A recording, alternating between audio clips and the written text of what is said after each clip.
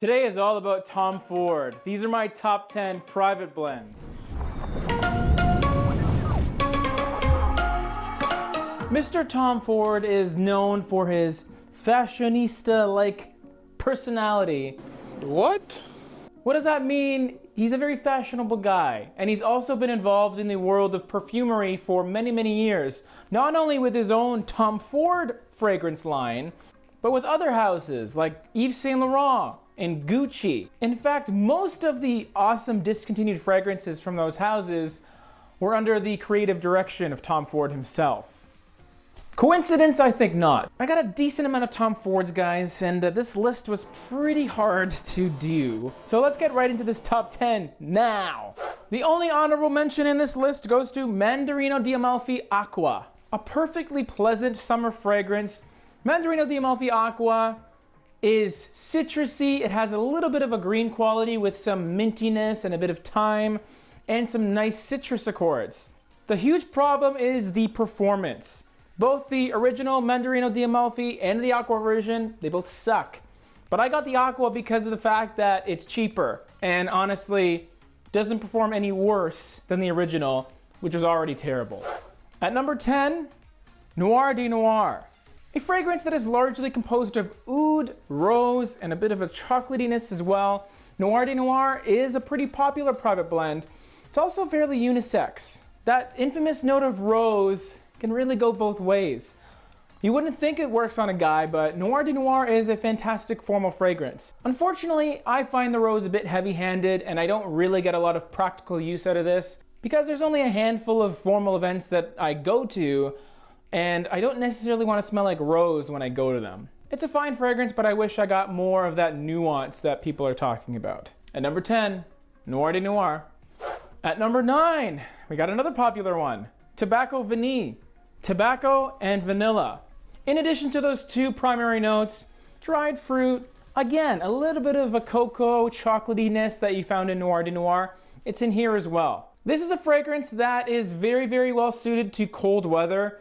It is evocative of the holidays with the dried fruits in here, and that sweet smokiness kind of reminds me of being around a campfire and drinking eggnog and all that cool stuff. Sadly, because it is so popular, when I did finally buy it and wear it a bunch, it didn't wow me.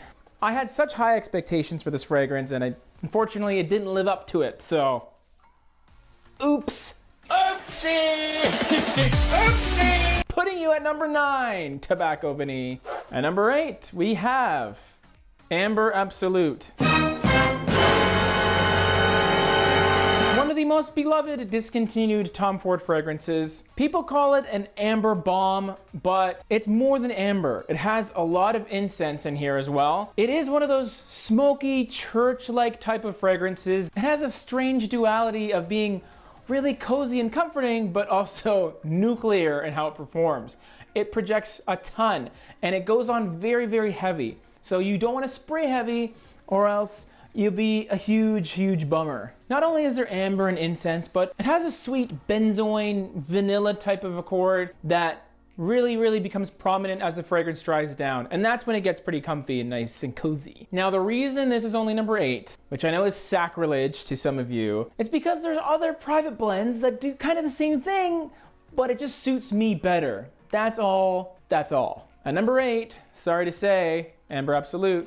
At number 7, we have Plum Japonais, one of my newest acquisitions in my collection. You guessed it, there's plum in this. I love the note of plum, and I really don't have many fragrances that have it.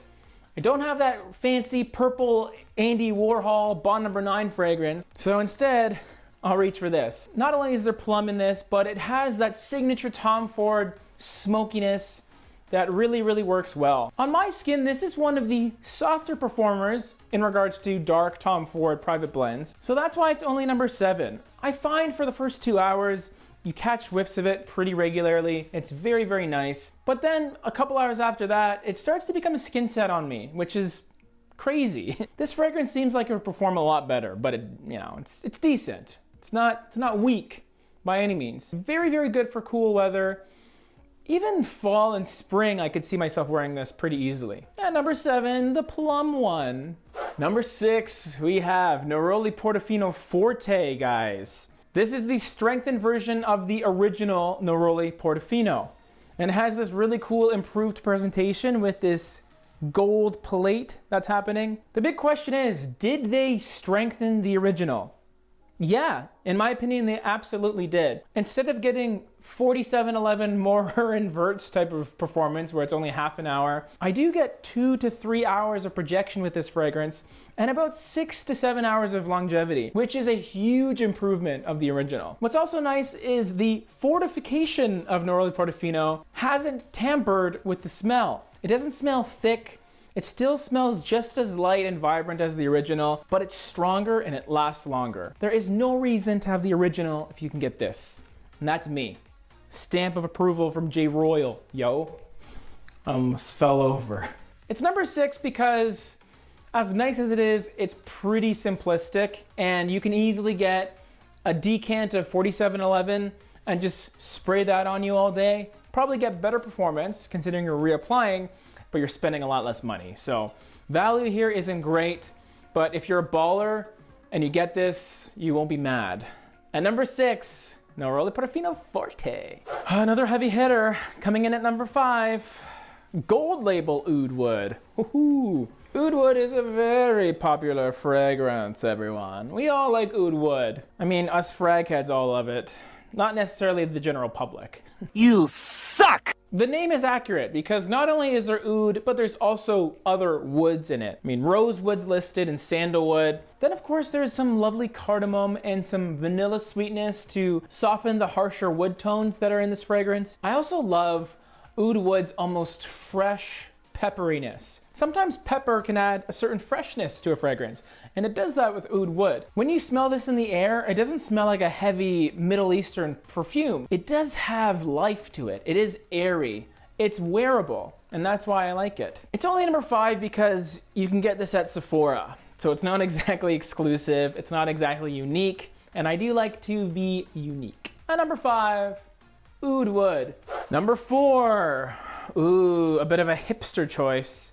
Italian Cypress. If you've been rolling with J-ROYL for a while, you know my affinity towards green fragrances. Funny enough, I don't have any of the Vert line on this list, but I do have Italian Cypress, the discontinued gem. Surprise, surprise, Cypress is the main note. This is a wonderful woody green fragrance. Extremely masculine, a little bit old school in how it's composed, but I love it. In addition to the cypress and the woods, there's also lovely herbal quality too, a bit of mint and a tiny bit of citrus too. It is a wonderful masculine fragrance that works really well in early spraying, I find, but it can be a signature scent for a more mature individual. The only reason I have this at number 4 is because of a little known cheapie named Houston Z14, which is an extremely cheap fragrance that smells a lot like this one. If you can find a vintage version of that guy, you don't necessarily need to go hunting for this, but of course, this is the more posh, more polished version of that,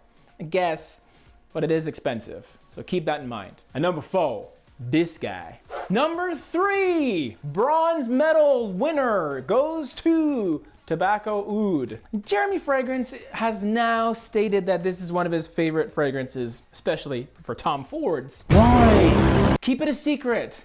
This was supposed to be my little secret. I've loved Tobacco Oud from the first time that I've smelt it. To my nose, Tobacco Oud is a more updated version of Amber Absolute. In fact, I feel this is the reason that it got discontinued. Tobacco Oud is a little more straightforward than Amber Absolute because of the notes. Natural tobacco leaf, smoky incense, and a lovely whiskey accord. Incredibly masculine fragrance, but at the same time, I don't really say this is exclusively a bad boy fragrance. If this is appropriately applied, I could absolutely see a really sharp dressed man in maybe a dark gray suit wearing this really well. It's assertive, it's sexy, and I love the direction the fragrance goes in when it starts to dry down. Also, a quick shout out to Tobacco Oud Intense. I find that fragrance is kind of in between these two. It's a little closer to Amber Absolute than Tobacco Oud got, and I do think it's a fantastic fragrance to check out as well. And number 3, Tobacco Oud.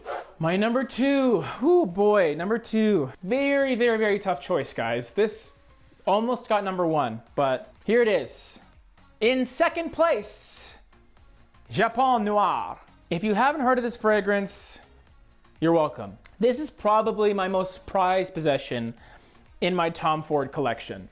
Japon Noir has very little resemblance to Noir De Noir. This is bergamot and leather supported by amber and patchouli. It is a rich and dark fragrance, but it's not skanky, dirty, animalistic leather either. I feel Japon Noir as dark as you can go while still being partially unisex. It's strange because it's a very dramatic scent, but I could see this being worn by a wide variety of people. It's a fragrance of polar opposites. Rich, dark leather, kind of playing with this bright bergamot, similar to a Rose de Dove fetish in a way. Then you have this golden, resinous amber balanced with a green patchouli accord. It's really, really fascinating. I haven't smelled anything like this, and it is an absolute shame that this got discontinued, guys. One of my absolute personal favorites in my entire collection, but it just missed the #1 spot because of #nostalgia. Number 2, Japon Noir.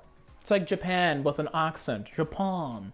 And my #1 fragrance, yeah, I know. Tuscan Leather gets the #1 spot because it simply is my favorite smelling Tom Ford. It's as easy as that, guys. Yes, I can factor in that La Yucawam is an amazing clone for a much cheaper price, or Godolphin if I want to do Gold is Best, Perfumes de Marley action. But when it comes down to it, this is the first Tom Ford private blend that I smelt, and I fell in love with it. It still has an opening that can't be beat in my books. I love the way this fragrance makes me feel. That, I think, is the most important factor when it comes to fragrances. At the end of the day, it is an accessory, and accessories are supposed to accentuate your personality. And Tuscan Leather, to me, does that very, very well. Especially when I'm working in the winter and I want to feel alpha. This does the trick, guys. It's no longer a crazy unique fragrance because of the pretty solid clones out there, but objectively, for what it is, it's definitely my favorite. And #1, boom, the gold medal. Dude, this list was a toughie, I gotta say.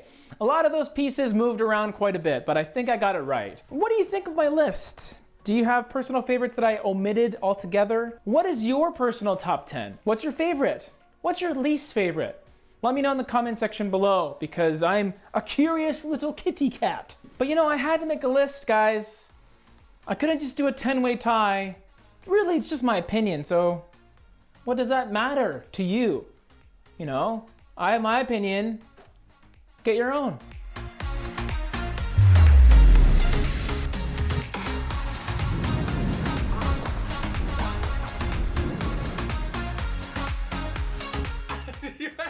Oopsie! Oopsie! Oopsie! Oopsie! Oopsie! Oopsie!